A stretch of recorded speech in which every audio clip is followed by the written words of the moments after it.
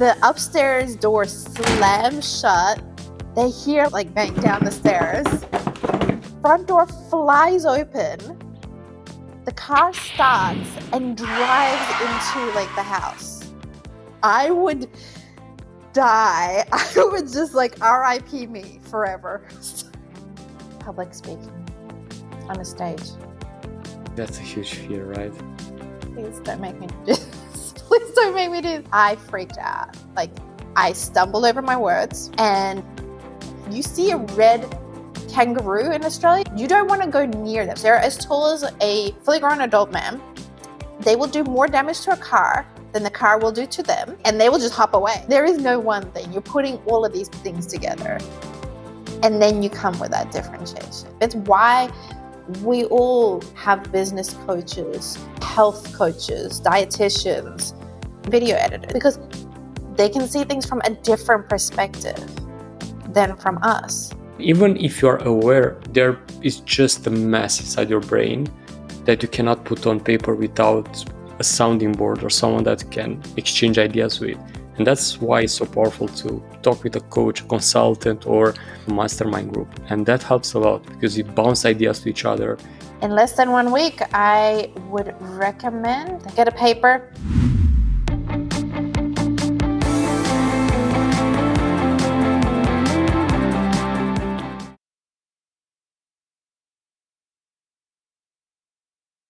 Hey Beatrice, welcome to the Nomad Solopreneur show. And thanks for having me on. It was been a while. 2 years ago, we first met in person, and now look at us, recording a podcast episode together on the same continent, not the same that we met. How things have changed. Holy shit. That was back in Thailand, right? I was living in Thailand. You were popping through. And now we're both in Europe. Oh my God. Yeah, and by the way, I'm going to Thailand soon. At least that's the plan. I won't be there. But at least now you know the best pizza place in Bangkok. Exactly. Thank you so much for that. Yeah, that was wonderful. And I can't believe it's already 2 years. So many things changed. Both of us started the podcast. Our business are booming. Oh my. It's crazy, right? It doesn't feel like 2 years. It feels like that was last year.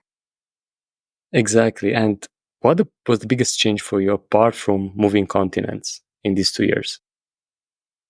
Was a pretty big one because I never really anticipated living in Europe. It was just a lot of people like, oh my God, you're so like lucky, you're living the dream life. I was like, none of this was planned.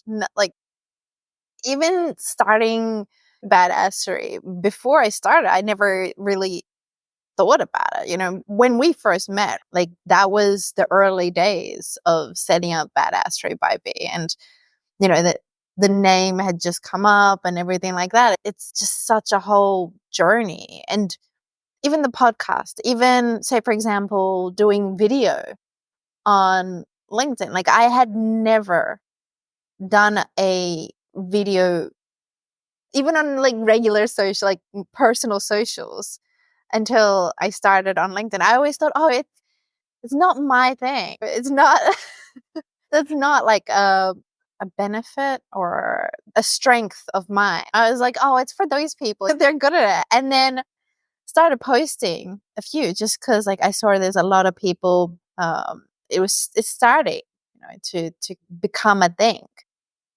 I tried it and then it hit. Like, I was like, okay, so let me just take some notes and lean into that. It's not my comfort zone, but everything that I've done in my life that has led to where I am has been outside of my comfort zone. That's the thing, right? Like we don't only evolve as persons, but in the same time, we find out things that even that are not our strengths, we can be good at it. And also part of our strategy. And that's the thing with personal branding and branding in general, that you learn as you go, you improve, and you find out paths that you never thought about it. And speaking of that, how much influences being on video your personal brand? I'd say a big time, like more than I ever anticipated. So I have, since I began posting on LinkedIn, I track on Notion, built out like the whole structure, what kind of posts, recording down like the impressions and everything. So I can look back and see, okay, what were the top 10 posts? And the top 10 performing, 8 of them are video. Wow. Yeah. Yeah.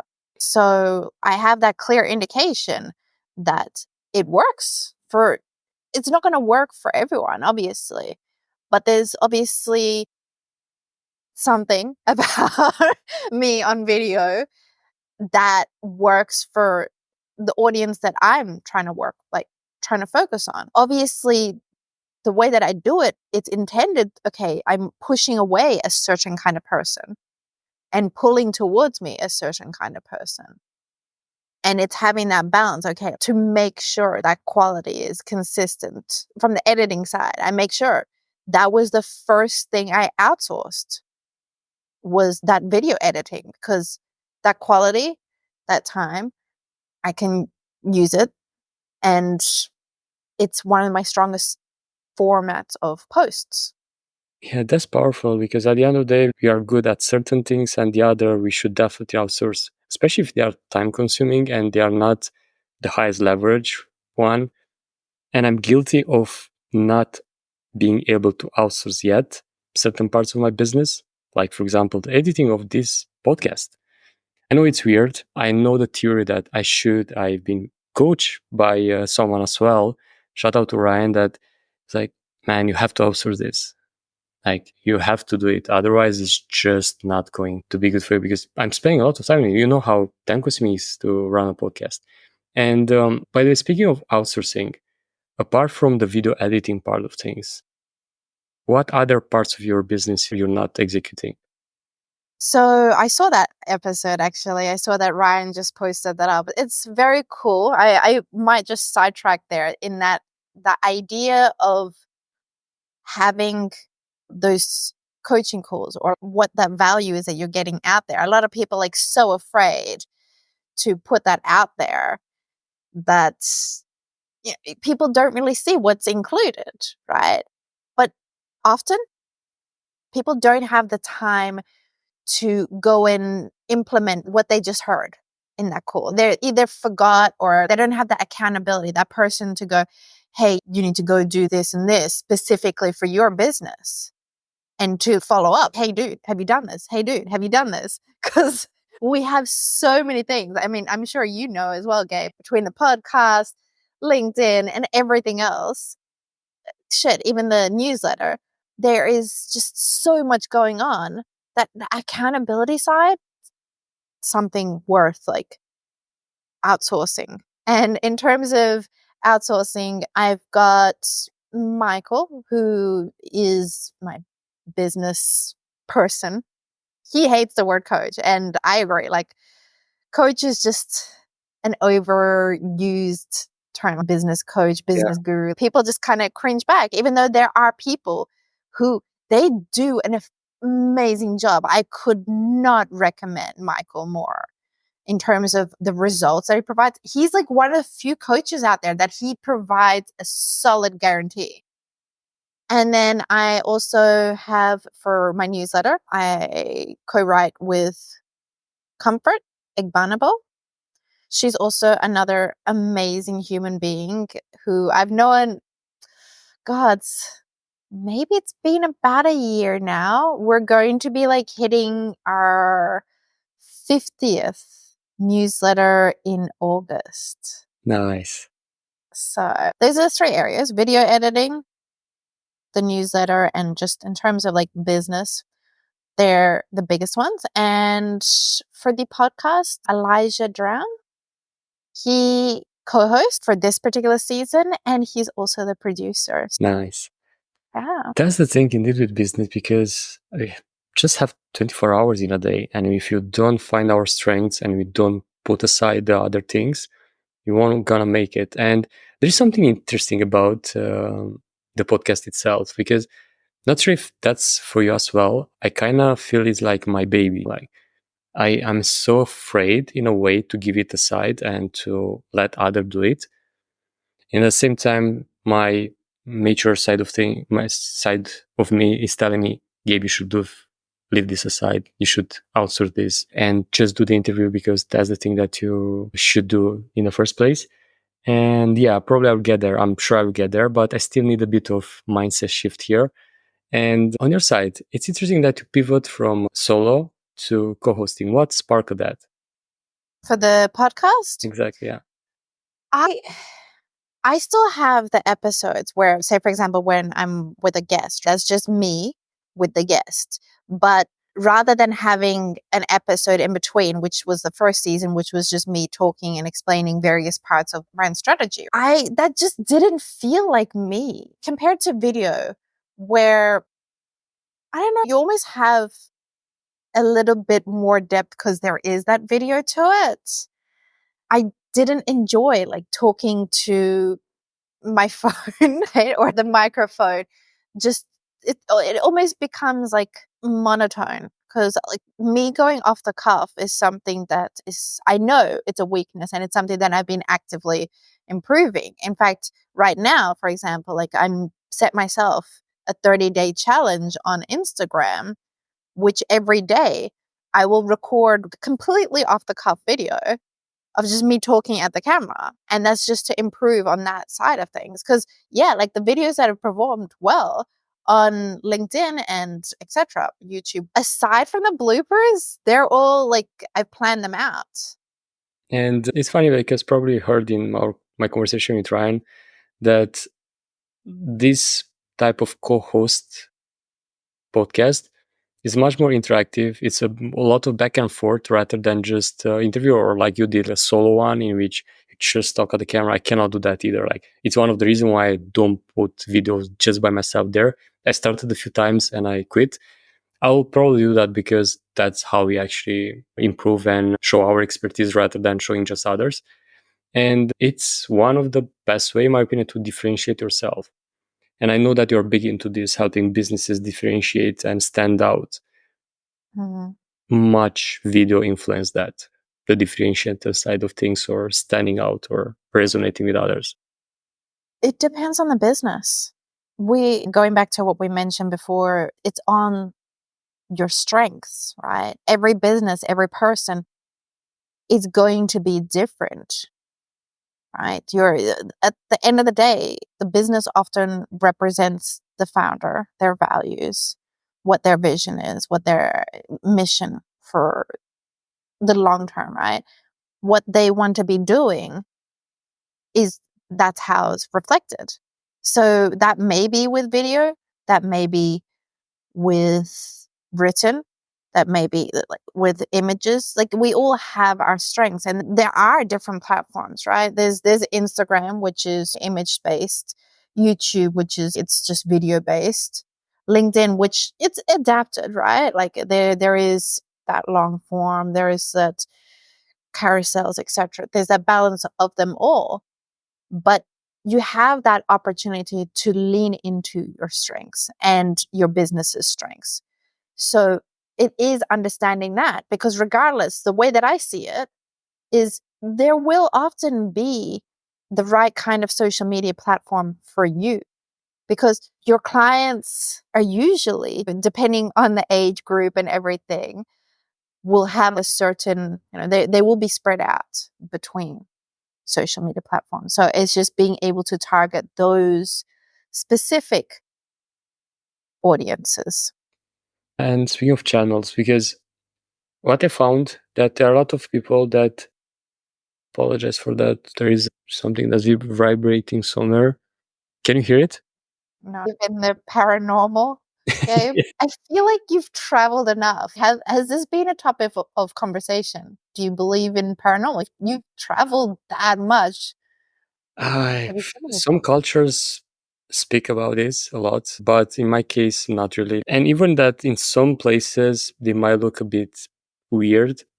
I'm coming from Transylvania, where we believe, well, we, like, my culture believes in vampires, Dracula, and so on. We have another thing, like, it's called Strigoi, which is a combination of werewolves and vampires, but not really. But how about you? Like, you find out in certain cultures more paranoia? Staying in Southeast Asia, there is that fair belief in the culture, and a lot of the land, it's seen like a lot of death and etc. So depending on where you travel, like I have friends that they have very interesting stories, and I believe that they've had those things happen to them. Like they're not bullshitters.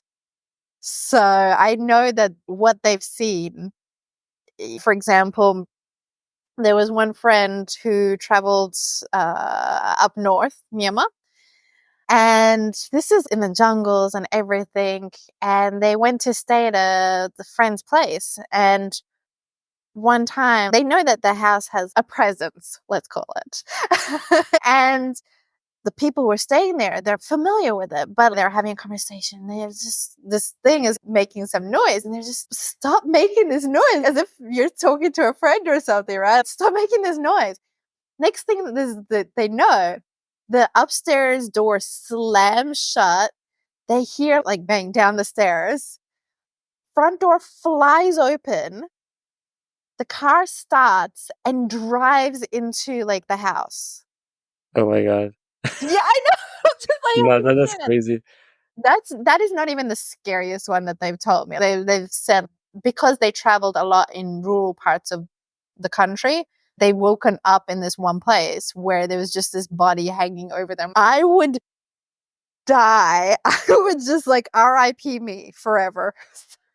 No, I will scream and run. They were cool about this because they see it so often. And they were just like, so they just try to close their eyes so that maybe when it opens again, it'll be gone. That's weird. I never experienced something like that. And personally, I don't want to experience something like you mentioned. I will just run from there. I was like, that's freaking scary. Yeah, it's. But how about you? You're a badass. What you will be scared about? What am I? I'm scared about so much. But tell me one thing in business that scares you. Oh, in business, gosh, I thought I was about to say like spiders, freaking ghosts. Business, public speaking on a stage. I think that's a huge fear, right? For a lot of us. I mean, for me, a smaller one has been like getting on that video and going off the cuff on video. It's, yeah, no, there's always been like little things. And yeah, I remember this one time when I was head of sales and marketing for this business back in Myanmar, and we had to do this on the stage introduction to invite the founders on the stage. Okay, this might offend people. You're white, and this is normal. It's a completely normal thing. Like, I'm not offended in whatever way. Like, I even say this about other people. You're like, oh, you're white. It's fine. And I'm like, oh, so am I, but it's fine. Sidetrack. They're like, oh, you're white. Go up there and introduce us. Please don't make me do this. Please don't make me do this. I freaked out. Like, I stumbled over my words and almost ran off the stage afterwards. So that was not a brilliant experience. I know that probably where I am now in life, it would be a different scenario and I'd be able to handle it differently. But still, you think back to that and you're like, oh shit. Even in school, it was never a thing. Like, I hated it. I would freak out having to get up in front of the class and give like a little speech or whatever. Yeah, I feel it because I was the same, and even now, like I'm not that confident. And the biggest stage I've been on is just a workshop in a co-working space or similar, and I still want to get out of that comfort zone and be on stage. But something is telling like, Gabe, you're not even doing video by yourself on socials, and you want to be on stage. But I know it's just me, my imposter syndrome, and as well my introvert part of me. But do you find that often in your work, meeting business owners that are afraid to speak on video, for example, to build their brand or be on stage and so on? I've met people who have said, like, in the background, I am an introvert, but they still get themselves out of their comfort zone. Like, they're not necessarily comfortable with doing it, but they understand, hey, this could be a benefit to me, and it's what's worked for them. To me, same as what we were mentioning before, there are strengths, there are areas which you can lean into. That doesn't mean you have to go out there and speak in front of 100 people, 1,000 people. Like, I've done group workshops where there's like a table in front of me of people, but that's a very different, in my mind at least, right? But I think it's more of recognizing, what are your strengths? Because if you go into that and lean into it, say for example, you look at like Duolingo, right? They're not known for a specific person, but they have that character, which is human. He's got anger issues, like when you don't do those lessons. He's got emotions. It's almost like you can connect with that. So having something to connect with is what's more important from my perspective, right? Like, they need to have, audience needs to have some element of connection, especially now where AI is just, it's everything and everywhere. And there's so much where you're like, is this an AI generated comment? Is this an AI generated post? How about this website? How much of it is human anymore? Is this a stock image, or is this like an AI generated image? So people really resonate, and the stuff that really works everywhere that I look is the ones that you can see it's human to human. Like, having a conversation like this will drive more conversation, like more views and more interaction, compared to something where you're just reading off a script, or you've got an AI bot read like explaining something. There's no connection there. And that's what, moving forward, is going to be the biggest thing. Yeah, because human at the end of the day resonates with humans. And if you can resonate with the story or with the feelings of that brand, like you well described Duolingo, I love that. The way they put that into place. Because at the end of the day, we all can resonate when it comes to, oh shit, I mess up this word in that language or whatever, or I practice for so long, but I still make these mistakes and such. And you kind of tap into that character. And I want to ask you, that's how your brand image came to be, the angry kangaroo. How that taps into your audience and feelings. I love to know that. So it didn't start with with the angry kangaroo. It started with the name, with Badassery by Babe. Um, and then that linked further out. Okay, but you're like Australian. Let's lean into that background. You were born and raised in Australia. And hell, like, a kangaroo is crazy badass. They have, what, 400 plus pounds of kick force? And little known fact, they lure their prey into like bodies of water where they will drown them. What in the hell? I had no idea that's a thing. Like, Exactly. So, like, they're already badass as they are without anything. Like, you see a red kangaroo in Australia, you don't want to go near them. They will do more damage. They're as tall as a adult, like fully grown adult man. They will do more damage to a car than the car will do to them, and they will just hop away. Your car will be utterly, I don't know if we're allowed to swear on this podcast, but utterly fucked.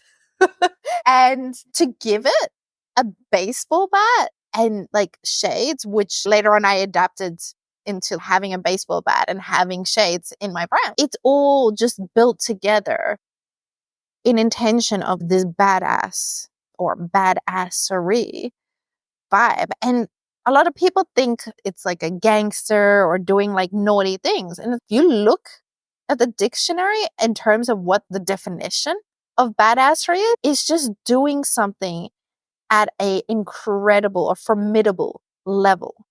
And who wouldn't want that, right? If you could do that, like for your business or for your business to be formidable, that's what I want to represent. And the things that I've experienced in my life, the stories that I say, like they're what I've been through. Everyone's like, yeah, you are a badass. Like to go through a military coup, to have both of your parents pass away, and to just keep fucking going, that That's that badass. is some level of badass. And it's just in my life, in how I work with clients, and how like I want them to help them to achieve those results that they're standing out on their own kind of badass. Not here's a kangaroo in a baseball bat. Let's find your badass version. Let's pull that out and let's get you to stand the fuck out.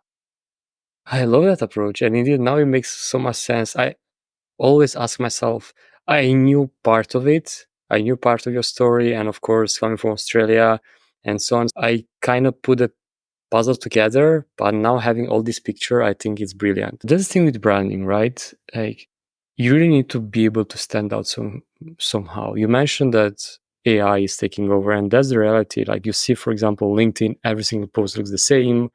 Every single, I don't know, be videos as well will be literally the same, just people like writing probably from an AI written script and so on.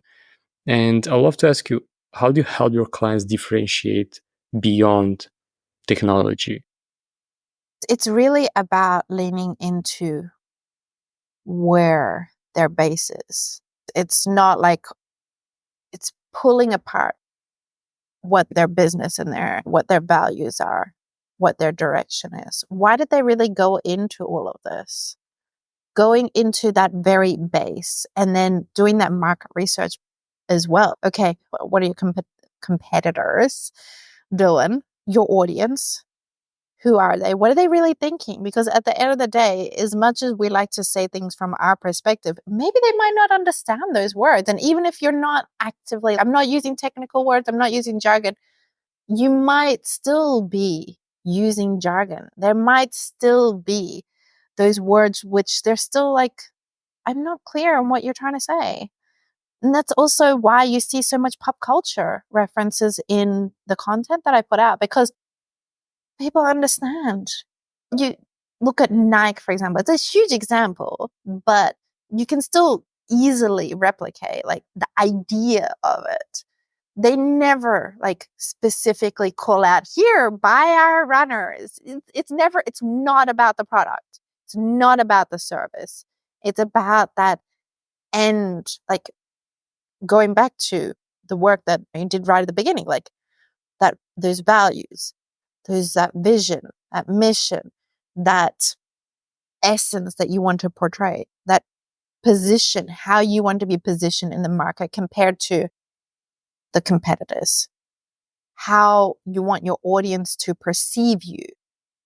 And then telling that as a story, telling that as like in that voice that is really pulled together from that differentiation and the messaging.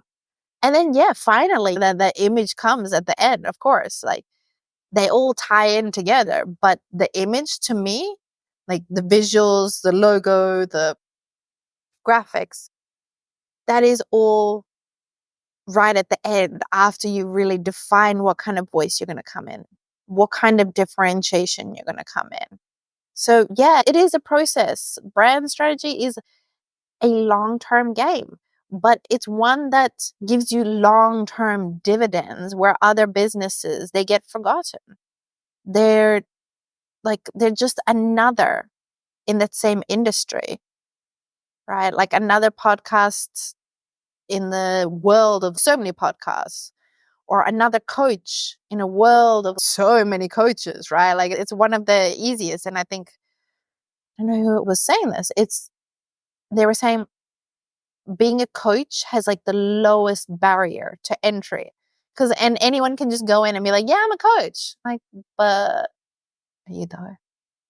Right? So being able to differentiate yourself from, the newbies that have come in, from the ones who have been there for a long time, trying to disrupt. Like, say, for example, the legal industry. A lot of people can claim, or even the finance industry, a lot of people can claim it's very cemented.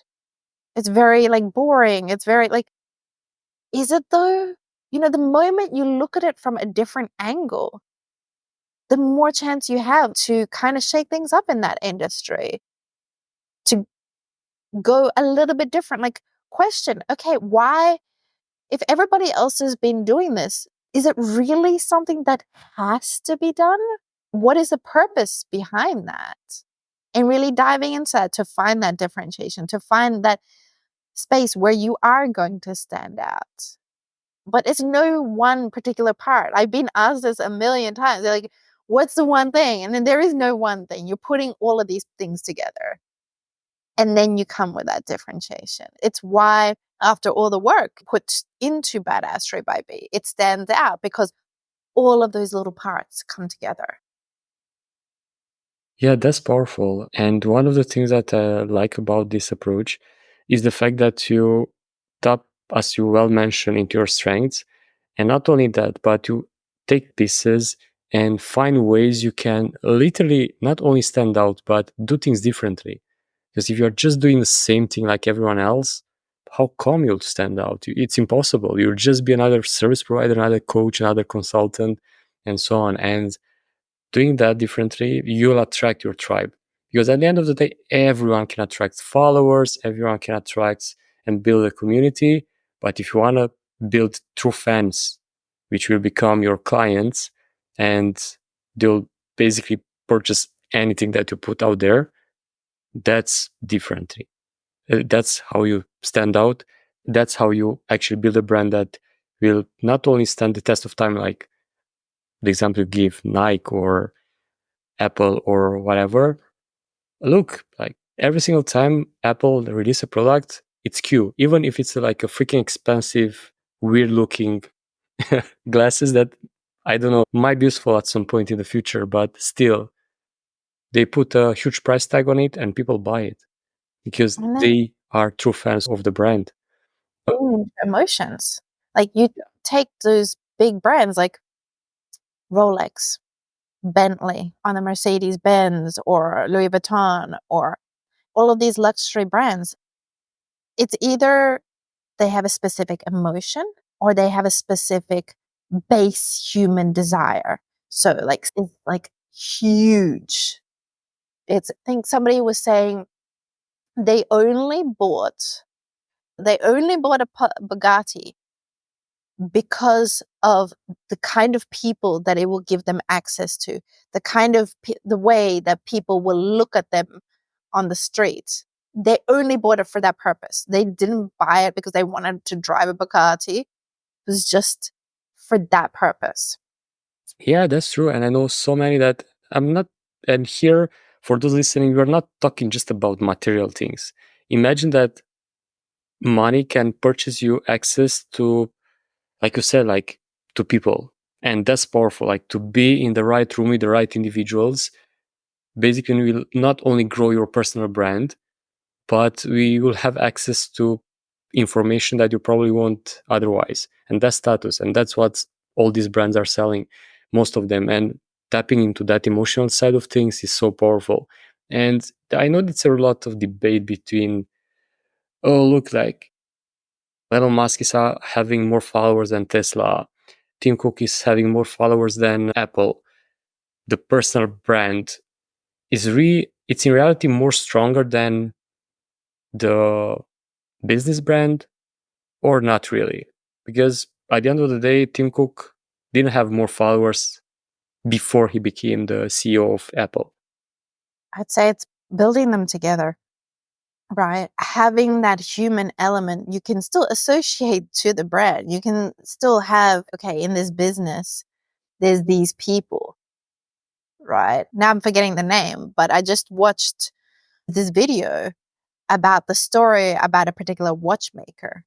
And it's his story from being in Auschwitz, surviving that, and moving to the US and building out like that watch company, the challenges that he faced. And it's almost like you're even closer to the brand because of that person.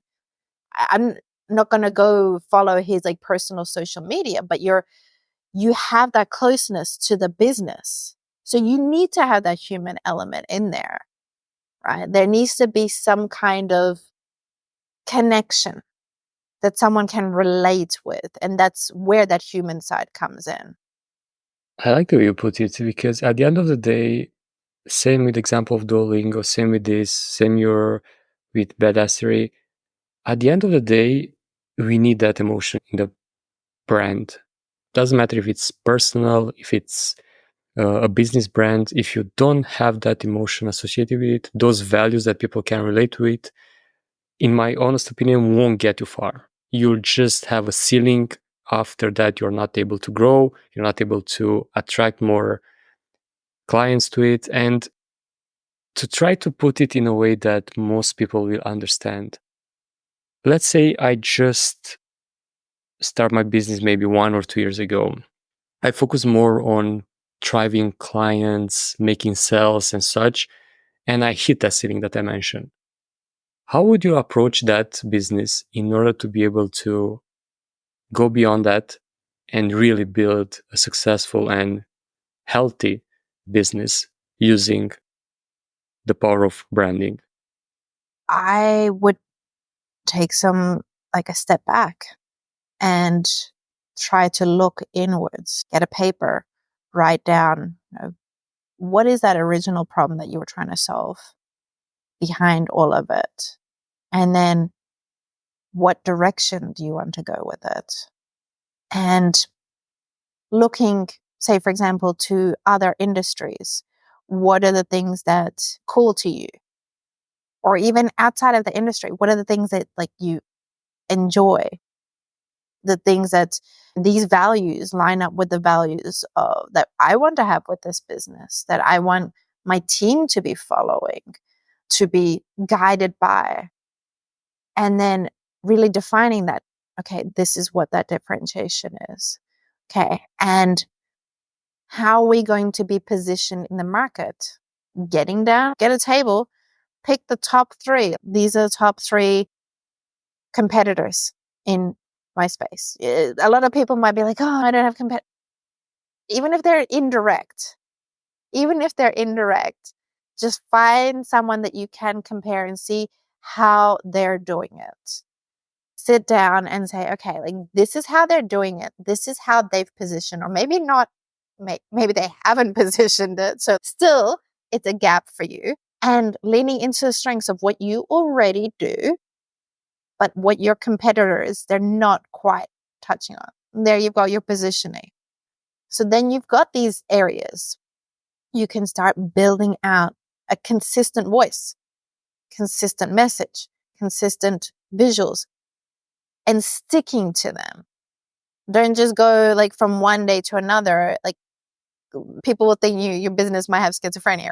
And that's why like I encourage from the very beginning small pivots. So like by the time that it's all changed, people won't even realize that it's changed because they're just little changes. But you have a look, like say for example 2 years before to now, it'll be not even similar. So you start from the get-go, little pivots in that direction that you want to go. Yeah, that's the thing, because without that direction, without actually tapping into why I'm doing this, why it's actually my mission, and doesn't have to be, I don't know, I want to end up world hunger, I want to live in peace for the rest of my life on this earth and whatever. But you can have a small mission right there, like you're helping someone. Otherwise, why you're in business? Because if you don't solve a painful problem, you don't really have a business. You might end up without clients in no time. And if you tap into all these things and you build it, so like you said, it's so powerful. And I have here an addition, especially when it comes to looking at competitors. There's so much value in the reviews other businesses are getting, because you'll see there are people that are upset with the service, they're upset with the way that business is handling customers, and that's the gap you can fill. You can bring on your own expertise, the way you do things, you can do better, you can solve those issues, and especially if you see patterns. Because so often, not only in reviews, but in the social media present of that business, either Mm. on YouTube in the comments or on social platforms in the comments. There's so much gold there, so much people complaining about, oh my God, you promised that you released that feature years ago. It's still not up. Here you go. You have a feature that you can add to your business. And yeah, there's so many ways. And the thing is, we're so often just so much in our business that we're not going to see that. So, like, the best way I can explain it is having a wine bottle. If you're inside the wine bottle, you can't see what's on the outside of that wine bottle.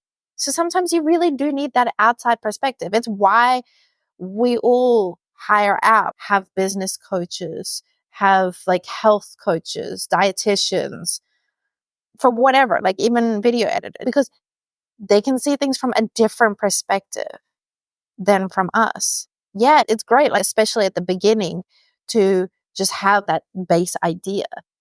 But at a certain point, it's great to have somebody from an outside perspective to kind of shake things up a little bit. Try to get someone who's not even in your industry.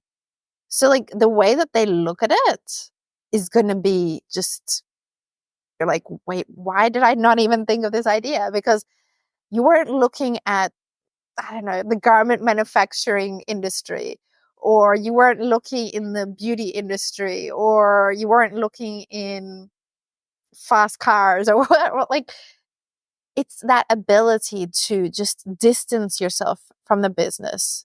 And often through that outside person, that's the strength. Exactly. Because that outside person, as you well said, they will see things that you're not even aware of. And even if you're aware or probably you know them, there is just a mess inside your brain that you cannot put on paper without a sounding board or someone that can like exchange ideas with. And that's why it's so powerful to talk with a coach, a consultant, or even have, personally, I'm part of a mastermind group, and that helps a lot because we bounce ideas to each other, we're sharing things that we're working on, and that it's valuable. I can get the perspective of others on the same path. And apart from that, what would be your go-to advice for those listening in order to see untapped potential in their business to actually be able to differentiate even further? How's, how do you mean?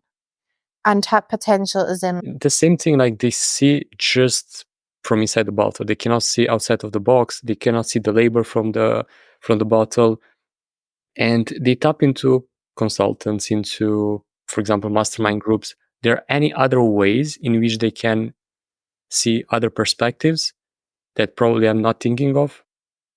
you mentioned a few before. They're doing that market research, so checking things like Google reviews, hell, even utilizing AI to filter through those is a big one. So, like, I've used Perplexity before, where you just type in, okay, what are people saying? This is the audience, and this is like what it is that we're looking at. What are people saying? What are the pain points that are coming up? And that, between AI, leveraging that, checking on the reviews, hell, even talking to friends and other people, just completely like unbiased discussion without putting in your opinion. Try not to put your opinion in there, because you're already like starting to give them that idea. Like, you want them to be coming in with just a completely unbiased thing. But at the end of the day, people will have their opinions. You are going to have, there will be haters, and that's a good thing. If you have haters, you're winning, right? It's balancing out. If something is, you're hearing it over and over again, it's something to look into. And it's something to find out, okay, how can I tackle this? Talk to the team. That is a big thing. Being open and having discussion, say, for example, with your sales team, say, for example, like on the operations or the sales front, the customer service. They'll know better than you will often how things are really going, right? What are people saying? What are their frustrations within the company? They'll have them, but depending on the environment of the company, sometimes they might not be like open to share because they're afraid of that whiplash back. And I think there is one more thing, the actual client itself. For example, when it comes to getting insights and feedback from clients, I found to be very hard when it comes to one-on-one interactions. But when you put people together, there's certain energy there that they just are willing to share more because they're seeing others sharing their ideas, their feedback. And I'm specifically talking about the situation that I'm currently in. I'm running a group consulting approach to my one-on-one approach. And guess what? 2 weeks in, I got more feedback than in over a year from a one-on-one approach into consulting, just in 2 weeks. And I couldn't see those things because I was successful in my one-on-one clients. They were able to do everything. But in a group situation, it's totally different. Not because they don't have the same amount of access to me to actually overcome those blockages. And at the end of the day, I want people to be literally by themselves, to be able to solve those issues themselves. And seeing that, holy shit, it's a roadblock there. They are not able to do that by themselves. There's that. And they come to me and they pinpoint those obstacles. That's something that everyone can tap into. Just bring together your ideal clients, offer the same thing that you offer on a one-on-one basis or similar, and run a test group. See how it goes. And you receive so much feedback that will can truly help you to differentiate. Because if your clients can do a lot of things with your IP, with your information, they'll be able to speak more about you, share, and you end up with a lineup of clients wanting to purchase your service or product. And at the end of the day, yeah, that's differentiating, that's standing out, providing and doing things differently and improving as you go with the help of others. And speaking of help, for those that want to work with you and get help building a badass brand that is really standing out, where they can reach you. God, there are so many places. There's LinkedIn, where I'm at most of my time. So that's Beatrice Good Connect on LinkedIn. There's also Badassery by B.com, my website. There you can easily book a session, have a 20-minute consult with me where we can at least get out some initial differentiations, initial points. There is the newsletter, which is the Badass Mob, of course, on brand. And that is every Friday. So that one I will share the details with you to include on the show notes. Podcasts, The Art of Branding, and also on YouTube and Instagram under Badassery by B. Awesome. Thanks so much for sharing those. And of course, there will be down below for you guys to check it out. And I would like to end with a small challenge for those listening. Take the first step next week in order to be able to stand out in this noisy world. Doesn't matter if they are individuals or running a business. What will be the first step they should do in less than 1 week in order to be able to stand out? In less than 1 week, I would recommend they have a look and see, get a paper. What was your purpose? What's your purpose behind this? Your why? Define your vision, your mission, and the values that you hold true. And for those values, go beyond those generic ones. Don't be like, I want to be authentic and have integrity. Go with like things that on a deeper level that really resonate with you outside of business, like the things that bring fire to your conversation. Say, for example, you have a look at mine are bad. B for badassery, doing things at that intense level. A for a fire starter. There are often a lot of wildfires in businesses where things are happening, things are all over the place. I want to be that fire, the controlled one, where we bring you down a little guided rabbit hole to really define that differentiation. And D, for differentiate and dominate.